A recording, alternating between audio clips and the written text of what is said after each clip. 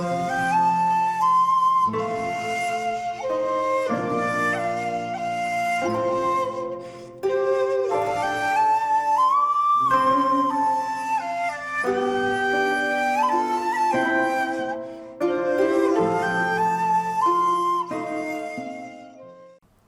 there, this is Solitary Ronin from Solitary Ronin Films, and welcome to another episode of 6 of the Best, where I pick 6 films by a certain actor. Not necessarily the best films they were in, just some of my favourite performances. But again, this series is about your comments and your choices, so please let me know your 6 favourite performances or films by Tilda Swinton. A fairly unique looking actor, and one of the things that I love the most about Tilda Swinton is the fact she's not afraid to look bad.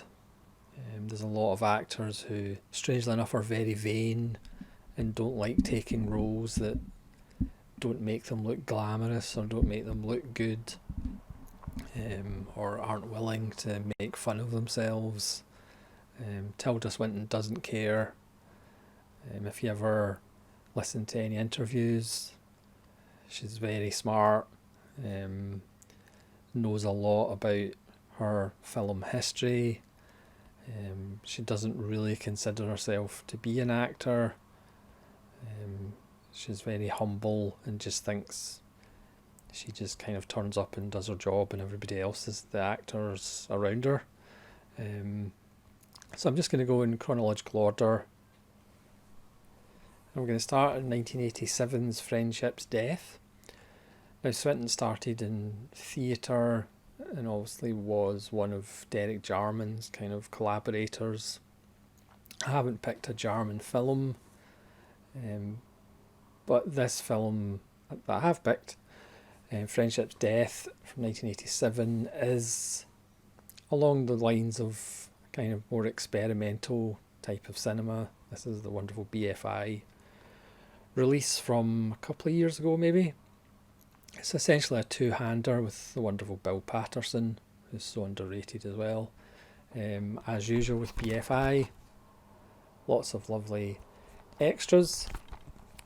And in this one, Tilda Swinton plays an alien who was supposed to land in Washington DC, but she's landed accidentally in the Middle East. And there she meets Bill Patterson, who is a reporter.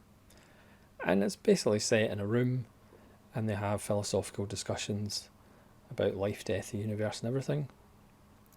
And Swinton again, I mean, here you could argue she kind of does look a little bit like David Bowie in The Man Who Fell to Earth. Again, she has a very unique look, and that kind of plays into a wonderful performance as an alien. Next, a film that's featured in my favourite films of all time ranked video, 51 to 100. It's Sally Potter's Orlando. This is the 4K. I've mentioned this film quite often in the channel. Swinton, this might be her best performance. She's absolutely fantastic in it. As a man who changes sex at some point. There's no explanation. It covers this person's life over about 400 years in different eras as he/she searches for the answers to all the big questions. It's absolutely beautiful, wonderful support, but again it's Tilda Swinton who does lots of fourth wall breaking, asking questions to the camera, just looking at the camera incredulously, brilliant expressions. It's just absolutely immaculate and arguably her most Tilda Swinton performance. Next, 2007, Michael Clayton with George Clooney. You may have guessed by the cover. Swinton won an Oscar for her performance in this. I mean, personally, she should have won an Oscar for Orlando, where she plays somebody who's in a bit of bother. Again, doesn't mind looking bad. She's one of the great sweaters. She doesn't mind sweating in cinema. Again, it's a wonderful performance as she slowly unravels as the results of her actions come to fruition in a wonderful showdown with George Clooney at the end of the film. Then another film that, again, I don't know whether she got any awards, as if that matters. Lynn Ramsey's We Need to Talk About Kevin, which is told in a wonderful chopped up chronology way. She plays the mother of a troubled teenager. Is that the best way to put it? But again, it's another wonderful, tightly controlled performance, but you do feel that she's on the edge and is going to explode at any point, either in a good way or a bad way. It's just a wonderful, wonderful film, and again with a fantastic performance by Tilda Swinton. And then 2013 as an example of how she doesn't mind looking bad. Sorry, I don't have a single release. I did, but I traded it in when I got the Bong Joon-ho set. We're obviously talking about Snowpiercer here. The part originally was for a man, but Tilda Swinton played it like a short-sighted Margaret Thatcher with big fake teeth and ridiculous hair and big thick glasses. Again, it's a wonderful comedic performance. She is also a very physical actor, and again she uses all the tics of huge glasses and various other things to full effect, and she is very effective in the film. Not one of Bong Joon-ho's greatest works, but the thing at least I remember from it, and it stands out, is Tilda Swinton's performance. And then finally,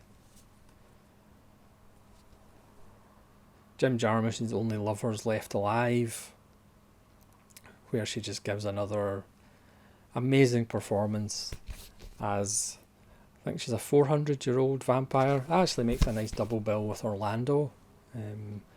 Maybe the characters did cross at one point over the 400 years. This is one of the best non-traditional vampire films. You know, because vampire films do tend to talk about, you know, the loss that you have if you live that long, you know, the people you care about, if they're not vampires, they die. But Jarmusch looks at it from a typical Jarmusch angle, as far as think of all the music and art, the books, the literature, the artists you could meet over that span of like 400 years, or in Tom Hiddleston's case, he's only young, so it's only been 200 years he's been alive. But it kind of focuses on that aspect, the artistic aspect. You know, Hiddleston's a musician and he has all these influences because he's been around that long. And, you know, Swinton's character has read all these books and met all these artists and writers. You know, so it's just a different kind of view of how do you spend your time with all that longevity.